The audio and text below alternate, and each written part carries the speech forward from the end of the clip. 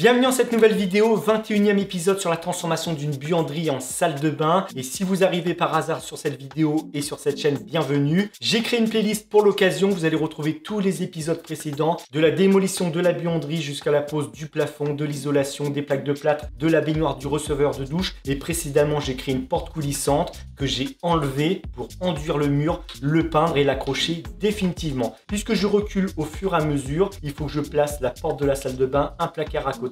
Et forcément cette porte s'ouvre dans le mauvais sens, donc elle me gêne. Je sais, ce n'est pas logique de peindre un mur alors que la salle de bain n'est pas terminée, mais au moins je peux avancer, accrocher la porte définitivement et ce pan de mur, je n'y touche absolument plus. Et comme je vais peindre ce pan de mur, autant peindre celui qui est derrière moi, également le plafond. Ensuite je pourrais mettre de l'éclairage et donc ensuite je vais pouvoir créer mon placard, la porte de la salle de bain, continuer sur la salle de bain, mais le dégagement lui sera plus ou moins terminé.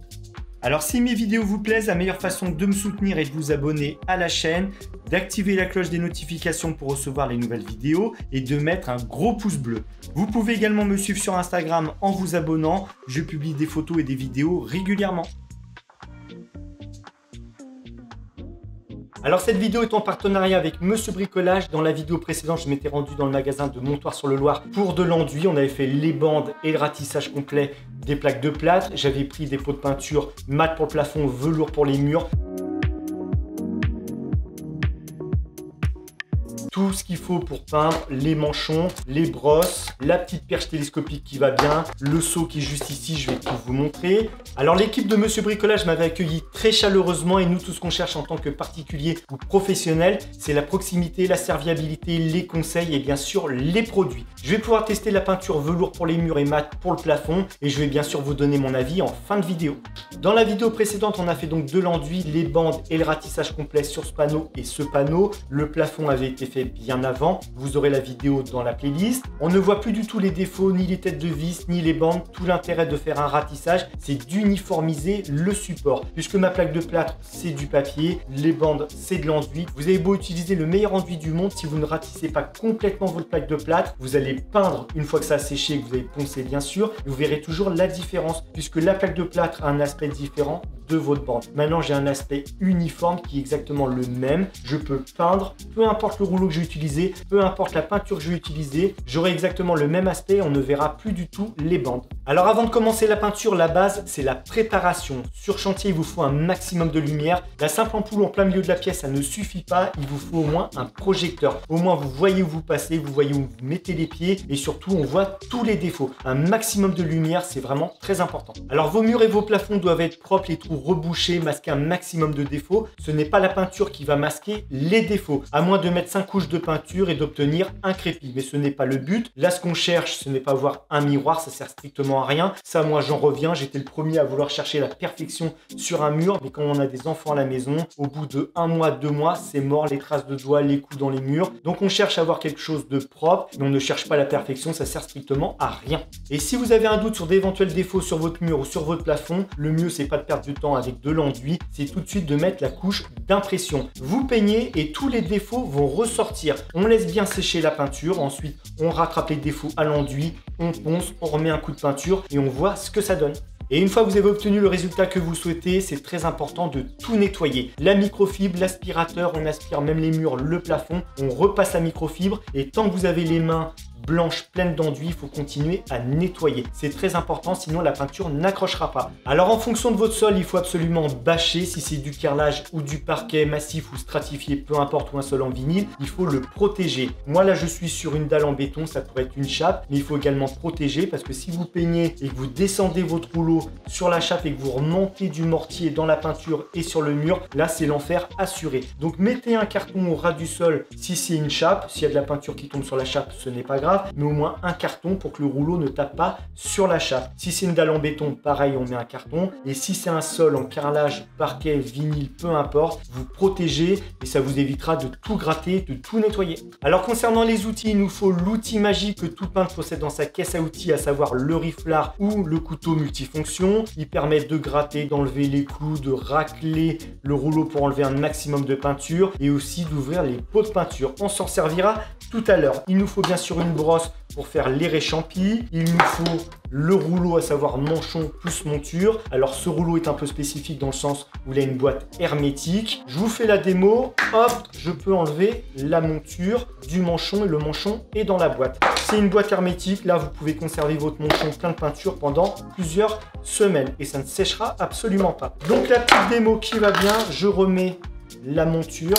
On est bon, on a peint notre mur, le manchon est plein de peinture, je récupère ma boîte, je pose le manchon dans la boîte, j'appuie et je récupère la monture. Je referme la boîte, on met le petit capuchon sur le dessus et là on peut le garder pendant plusieurs semaines. Alors forcément c'est une monture spécifique qui va avec le rouleau, mais on peut également trouver le rouleau seul avec la boîte. Et si vous n'avez pas cette monture, vous prenez votre rouleau et vous le mettez dans la boîte. Et si vous n'avez pas cette boîte, vous prenez une boîte hermétique, ça fonctionnera parfaitement. Et si vous n'avez pas de boîte hermétique, la solution c'est de prendre du film étirable. Vous roulez le rouleau dedans, vous le serrez bien et vous pourrez le garder de la même façon pendant plusieurs semaines. Et pareil pour le pinceau. Vous prenez le pinceau, vous l'enroulez dans le film étirable, on fait un petit nœud au bout et on est bon. Alors concernant le manchon, il en existe plusieurs en fonction des peintures. La peinture acrylique ou la peinture solvantée, ce ne sera pas le même manchon. Et en fonction de l'épaisseur du poil ou de la fibre. Là, c'est un manchon en microfibre. C'est un 10 mm, ça me convient parfaitement. Ça existe également en 12 mm, ça existe en 5 mm. Et plus il sera court, moins on chargera en peinture. Mais par contre, vous aurez un aspect ultra tendu. Et plus le poil sera long ou la fibre, et plus ça fera du relief. Donc il faut essayer de trouver l'entre-deux en fonction de la pièce. Si c'est pour peindre un garage avec des murs en mauvais état, on peut prendre un rouleau à poil long, on s'en fiche complètement, ça va faire un relief, mais c'est juste un mur de garage. Si on veut peindre un plafond d'une chambre, d'un salon, d'une salle de bain et qu'on veut un tendu, il va falloir prendre un manchon, un poil très court. Mais par contre, vous allez recharger beaucoup plus souvent et le problème des peintures d'aujourd'hui, c'est que c'est de l'acrylique, ça sèche très vite, donc vous risquez d'avoir des traces. Il faut trouver le bon compromis en fonction de la peinture et de la pièce que vous souhaitez peindre et aussi en fonction du résultat que vous souhaitez. Donc ensuite, on a le seau ou appelé le camion. On peut également mettre une grille dans le fût de peinture. Mais moi, pour ma part, je préfère vraiment la verser dedans, refermer le pot pour éviter que ça sèche et que ça fasse des croûtes qui tombent dans la peinture. Après, vous trempez votre rouleau dedans et on le voit dans la peinture. Le mieux, c'est vraiment de mettre ce qu'il vous faut en peinture dans votre camion. Alors celui-ci, c'est un Espoli. On a une grille pour essorer le rouleau et ensuite derrière on peut suspendre, voyez, hop, mon pinceau. Donc ça ne goutte pas par terre, ça tombe dans le camion. Et si le manche de votre pinceau, de votre brosse est plus large, là je peux clipser, ça tient tout seul. Donc c'est plutôt pas mal. Tout ce que je vous montre, vous aurez les liens dans la description vers le site de Monsieur Bricolage et vous retrouverez exactement les mêmes outils que j'ai utilisés. Dernière chose, le scotch de masquage, très important, les huisseries. Alors celle-ci, je m'en fiche complètement parce que la porte à 120, par contre la porte en PVC derrière moi, je vais faire le tour. Et je vous le disais tout à l'heure, on bâche le sol. Alors moi je ne vais pas le faire parce que je vais juste mettre un carton en bas du mur, je suis sur une dalle, donc s'il y a une tache de peinture qui tombe, c'est pas grave. Mais si on est sur du carrelage ou du parquet, on protège avec du polyane. Et donc maintenant, il ne me reste plus qu'à vous montrer la peinture. Donc on va utiliser une sous-couche en premier. Ensuite, on va s'attaquer au plafond avec une peinture mate. Et on termine avec la peinture velours sur les murs. Alors pour commencer, on va utiliser une sous-couche universelle de la marque Inventive. Et l'avantage de la sous-couche, c'est qu'elle permet de réguler l'absorption du support. Donc il va devenir beaucoup moins poreux. Je vais consommer moins de peinture de finition. Alors l'autre avantage de la sous-couche, c'est pour le papier peint. Ça permet une meilleure adhérence de la colle et surtout le jour où vous voulez décoller votre papier peint, vous serez content d'avoir appliqué une sous-couche puisque décoller du papier peint sur un mur en plâtre ou sur de la plaque de plâtre, c'est un enfer. Donc mettez toujours une sous-couche avant d'appliquer votre papier peint. Alors deux derniers conseils avant d'appliquer la peinture. Le premier, c'est de teinter la sous-couche puisque blanc sur blanc, je ne vais pas voir grand chose. On met quelques gouttes de colorant histoire d'avoir un gris clair et au moins je vais voir où je passe avec le rouleau. Et dernier conseil, c'est de commencer par le plafond. Si j'applique une peinture de couleur sur mes murs, je commence par les murs et ensuite je me dis les peintures blanches au plafond et qu'il y a une projection sur les murs, je peux recommencer les murs. Par contre au pistolet, on fait l'inverse, on commence par les murs et en dernier le plafond parce que c'est plus facile de masquer un mur qu'un plafond. Alors dans mon cas pour la sous-couche, il n'y a pas d'ordre, c'est exactement la même pour le mur que pour le plafond, mais pour la couche de finition, je vais commencer par le plafond avec la peinture mate et on terminera par les murs avec la peinture velours. Alors tout à l'heure, je vous parlais de l'outil multifonction du peintre pour ouvrir les pots de peinture. Le riflard, on a cette partie qui permet, vous voyez, de soulever tout simplement la languette du couvercle. Ou alors on peut faire ça, comme ça. C'est au choix. Alors il faut y aller doucement, ça sert à rien de casser les languettes. L'idée ensuite, c'est de refermer le pot et que ce soit hermétique. Donc notre sous-couche, on va la teinter, quelques gouttes de colorant et ensuite on va malaxer tout ça à vitesse lente avec le malaxeur monté sur la perceuse. Ça suffit largement, on y va à vitesse lente et ensuite on la laisse se reposer quelques minutes et pendant ce temps-là, pendant qu'elle se repose, on va nettoyer le manchon. Vous allez voir.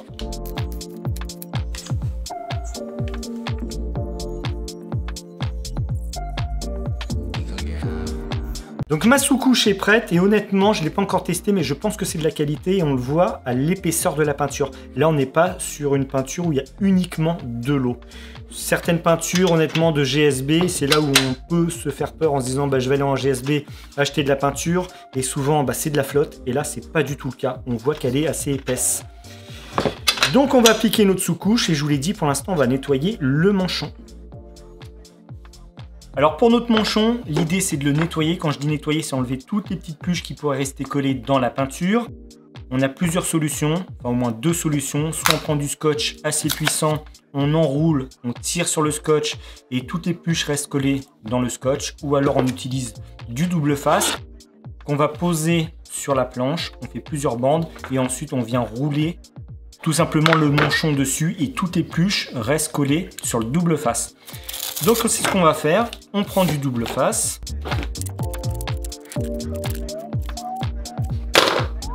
Une fois que notre double face est prêt, on prend le rouleau. Et là on sent que ça accroche, c'est normal. Et on voit que les poils restent collés dans le double face.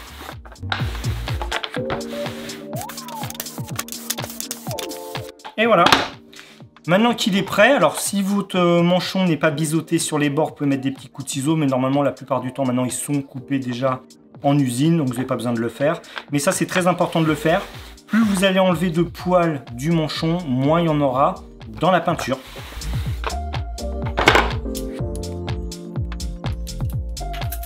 Donc pour le réchampi, on est sur la sous-couche, c'est exactement la même pour le plafond que pour le mur. J'ai transvasé de la peinture dans un récipient. Vous prenez une bouteille, vous la coupez en deux et au moins vous pouvez porter ça à la main.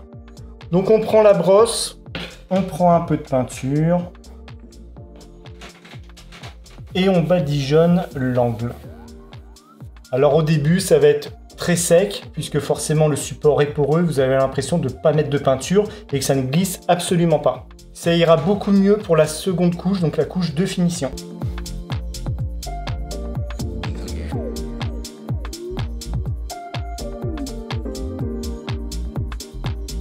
Donc là, je déborde volontairement de ce côté, mais normalement, je dois fermer avec des plaques de plâtre, donc on ne verra même pas le mur, mais je le fais quand même, parce que j'ai pas envie de laisser quelque chose de brut derrière la porte coulissante. Et donc, vous voyez l'avantage d'avoir teinté la sous-couche, c'est que je sais où je mets de la peinture. Déjà, vous, pour la vidéo, c'est mieux. Vous voyez ce que je fais, parce que je vous l'ai dit, blanc sur blanc, on ne voit rien. Et honnêtement, pour une sous-couche, elle couvre très très bien.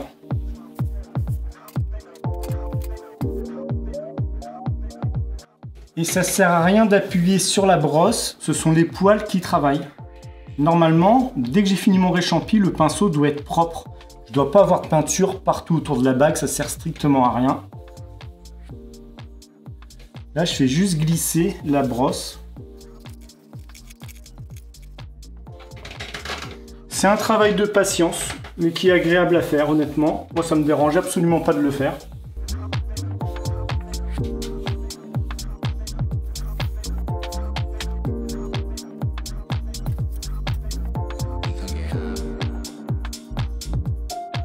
Donc là, le but, c'est vraiment de prendre son temps, de prendre plaisir à faire de la peinture. Ça sert à rien de s'énerver. Si vous commencez à faire de la peinture en vous disant vite, dans un quart d'heure, j'ai un rendez-vous, ça sert strictement à rien. Vous allez bâcler le travail. Et honnêtement, on peut même prendre plaisir à faire de la peinture. Moi, je trouve ça assez relaxant. Alors, au niveau des huisseries, on peut faire le joint acrylique avant, comme on peut le faire après. Moi, je le fais toujours en dernier. Je mets ma peinture, donc la sous-couche, la couche de finition et ensuite le joint acrylique tout le long. Alors joint acrylique ou polymère, on en reparlera dans une prochaine vidéo. Là pour l'instant, ce que je veux, c'est faire mon réchampi le long de l'huisserie sans toucher l'huisserie. Si vous n'avez pas envie de vous embêter, vous mettez du scotch de masquage. Et là, on va essayer de le faire sans toucher le PVC. Si on le touche, c'est pas grave. Un coup d'éponge et ça s'en va. Donc, il faut prendre son temps. Ça sert à rien de s'énerver. On fait une première couche, on va dire à quelques millimètres de l'huisserie. Et puis après, on se rapproche. Vu qu'il y a déjà de la peinture, ça glisse beaucoup mieux. On fait légèrement tourner la brosse. Alors, il y a peut-être des petits défauts d'enduit au ras. C'est normal, vu que je vais avoir mon joint acrylique. Je n'ai pas besoin d'avoir une qualité parfaite au niveau de l'enduit et de la menuiserie.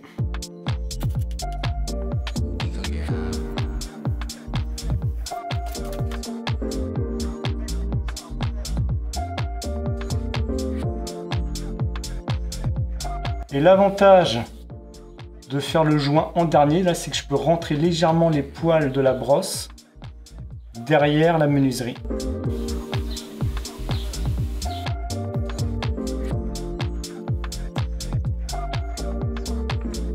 Alors maintenant que les angles sont dégagés au niveau du plafond et du mur, j'ai fait autour de la menuiserie. On va pouvoir prendre le rouleau, à savoir le manchon et la monture. Je prends le rouleau, je clipse, c'est clipsé. Si j'ai besoin de déclipser, je tourne la bague et je l'enlève, ok?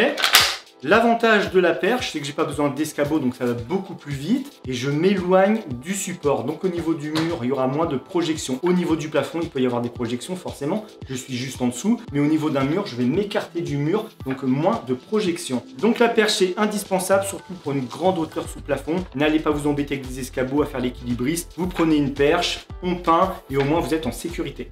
Donc là, le but, ça va être de charger le rouleau en peinture. On le trempe, on essore, on retrempe, on essore jusqu'à ce qu'il y ait un maximum de peinture dessus et que ça ne goutte pas par terre. Ce qu'il faut, c'est qu'il soit bien chargé pour répartir au niveau du plafond. Sinon, ça va vous faire des traces. Le mieux, c'est de s'entraîner sur une vieille porte, sur une vieille planche ou un bout de carton avant d'attaquer la zone à peindre.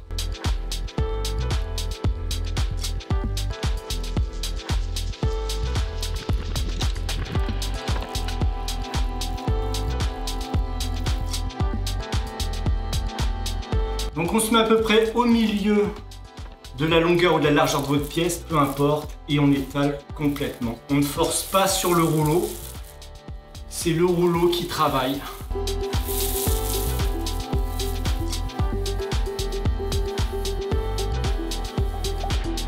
Les premiers coups de rouleau sont compliqués parce qu'il est pas assez chargé en peinture. Donc il faut vraiment... Puis là de toute façon c'est la sous-couche, donc j'ai envie de vous dire qu'on s'en fiche un petit peu. Mais bon, c'est pour ça que c'est bien de s'entraîner avec une sous-couche sur une vieille porte, une vieille planche, un bout de carton.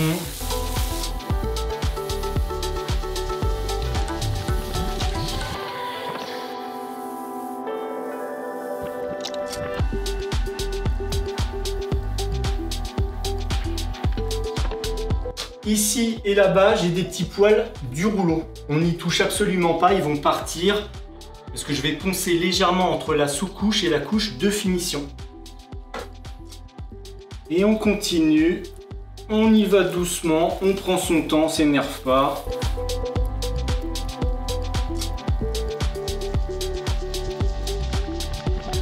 En sachant que comme je vous l'ai dit, c'est la sous-couche. Donc ça sert à rien de chercher à faire un truc à la perfection. Ce qu'on veut, c'est juste nourrir le support.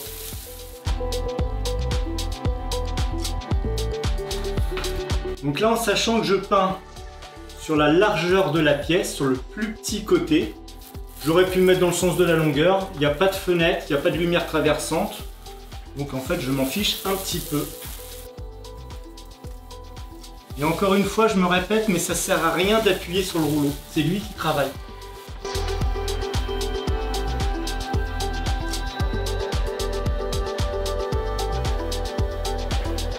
Et je suis content de l'avoir teinté parce que vous n'aurez rien vu du tout blanc sur blanc. Alors vous auriez deviné quelque chose. Et honnêtement, elle est top comme peinture. Enfin, comme sous-couche, elle est top, le rouleau est top. Là, je regrette absolument pas. Pour l'instant, tout se passe très bien.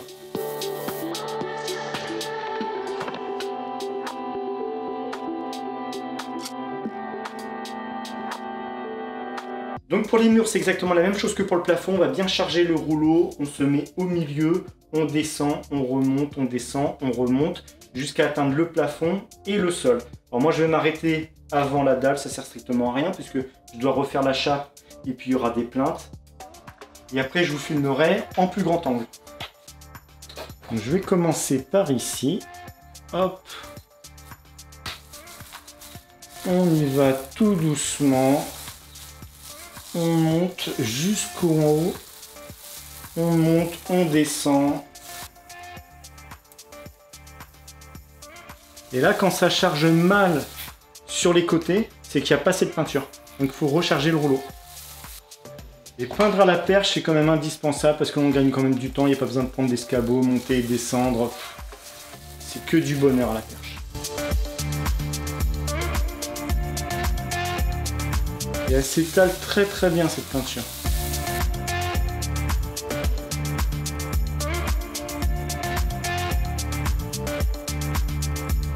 Je sais pas si vous voyez, il n'y a pas trop de gouttes, il n'y a pas d'éclaboussure. La monture, elle reste propre. Donc ça veut dire que la peinture est quand même de bonne qualité, le rouleau aussi. Vous allez me dire que je me répète, mais prenez vraiment votre temps. Ça sert à rien de s'énerver. Il faut y aller doucement. On laisse le rouleau glisser et ça se passe très très bien.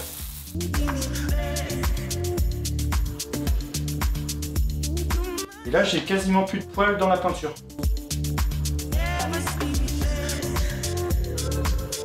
Mais en fait, c'est juste une question de patience. Moi, je pourrais faire ça toute la journée tellement je trouve ça satisfaisant à faire.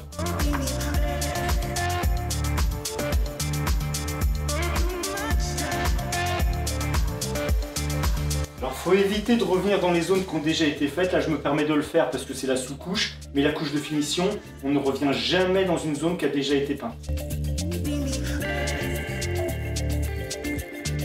Donc là on va faire ce panneau, vous avez un plus grand angle, sinon il faudrait vraiment que je recule la caméra dans la rue pour prendre toute la pièce, mais ça va être compliqué, vous n'allez pas voir grand chose. Donc on va faire ce panneau, on commence par le milieu, on descend, on remonte, on descend et on remonte. Et ça se fait tout seul.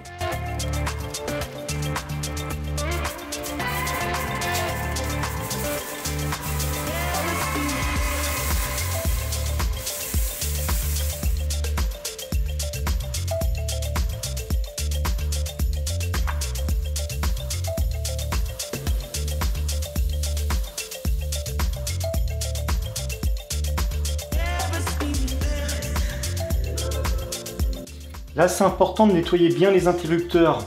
Vous les avez enlevés. On a le plâtre. C'est important de bien nettoyer pour pas qu'il y ait un morceau de plâtre qui revienne dans la peinture avec le rouleau.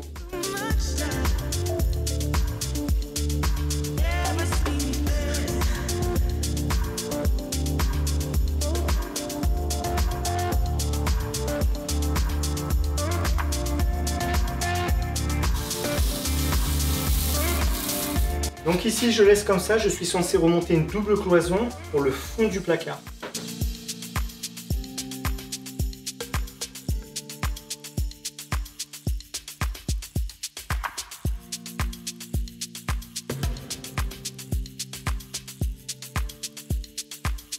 Bon, pour le plafond et les murs, c'est terminé et vous avez vu, zéro tache. Je ne me suis pas taché une seule fois, il n'y a pas une goutte par terre. Et ça, c'est dû à la qualité de la peinture, la qualité du rouleau et également de la perche. Puisque la perche, je vous l'ai dit, on s'éloigne du support, donc il y a moins de risque de projection sur les vêtements. Alors, j'ai nettoyé le rouleau puisque je le conserve. Il fallait bien le nettoyer puisque j'ai teinté la peinture. Et je repars sur de la peinture blanche pour le plafond et blanche pour les murs. Donc, ça va être mat au plafond et velours sur les murs. Là, il va falloir que je passe du papier de verre dès que ça sera séché. Grincissant, je ne veux pas décaper la peinture, c'est juste histoire de casser les petits poils, j'en ai 3, 4 au grand maxi. Donc on va attendre 6 à 8 heures de séchage pour la sous-couche et ensuite je vais appliquer la couche de finition. Pour vous ça va être tout de suite, mais moi l'avantage de l'avoir fait le matin, c'est que je peux attendre 8 heures, donc on va dire à 18h, 19h ce soir ou même après manger, je peux appliquer la couche de finition et ça aura le temps de sécher dans la nuit. Et demain matin, j'applique la seconde couche de finition. Donc on va dire en 24 heures, vous pouvez mettre 3 couches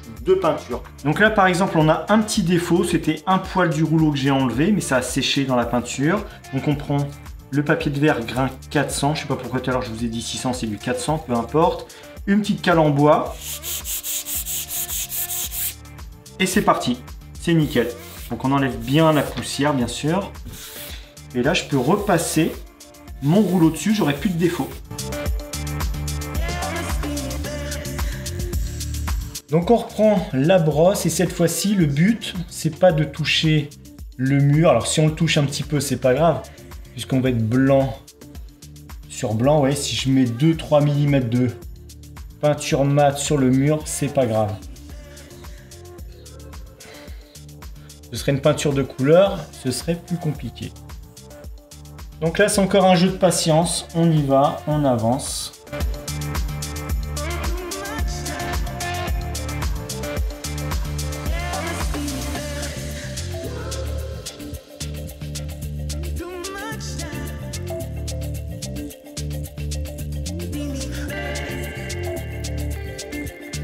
Entre le plafond et les murs, je ne vais pas nettoyer le rouleau. Alors je vais bien l'essorer bien sûr, mais comme je suis sur de la peinture blanche et que dans cette zone, je suis censé remonter une cloison pour que la porte coulisse derrière, si j'ai un mélange de mat, velours pour commencer, ça ne se verra pas. Et au bout, allez, on va dire de 3-4 coups de rouleau, ça ne se verra absolument plus. Je ne serai qu'en peinture velours. Donc pour le réchampi, c'est terminé. Vous avez compris le principe. Il faut juste prendre son temps et s'appliquer.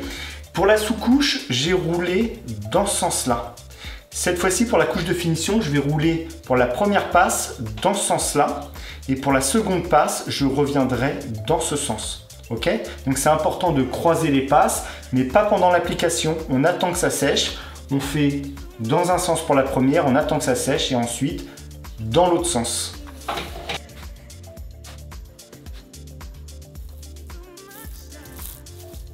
Donc on y va doucement, toujours. On se met au milieu.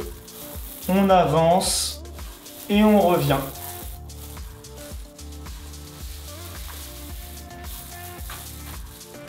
Et c'est toujours un vrai bonheur à appliquer. Honnêtement, la peinture, elle est top. Et là, j'essaye de ne pas toucher les murs d'un côté comme de l'autre.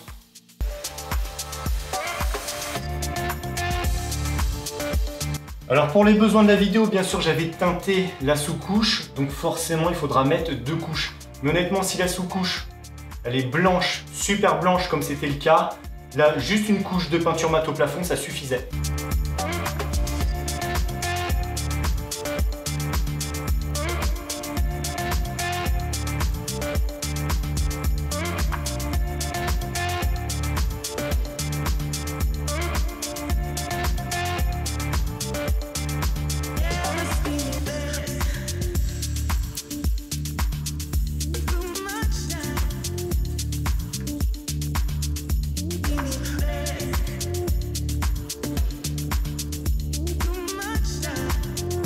Donc là au niveau des portes ou des fenêtres pour la couche de finition, déjà ce que j'ai fait c'est que j'ai passé un coup de papier de verre grain 400 là où j'avais passé le pinceau avec la sous-couche.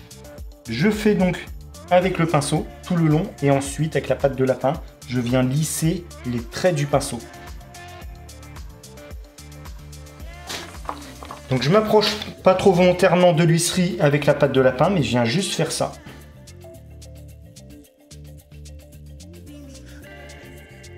Donc c'est la même longueur de poil, bien sûr, pour avoir le même aspect. Et là, ça me casse les traits de pinceau.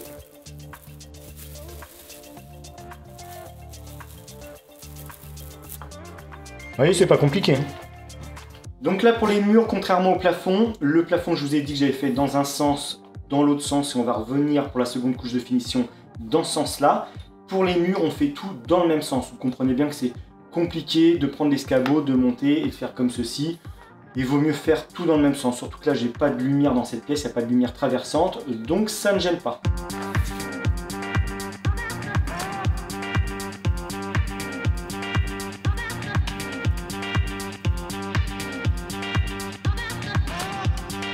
Donc on continue, on trempe le rouleau. On commence par le milieu. Alors là, j'ai la prise qui me gêne, mais on y arrive. Enfin, la prise, l'interrupteur, pardon. Et on monte jusqu'en haut et on redescend. Et elle s'étale toute seule. C'est que du bonheur à faire. Moi, vous me laissez tout seul dans des pièces de 200 mètres carrés. Je peux y passer mes journées à peindre. Si la peinture est de qualité, bien sûr.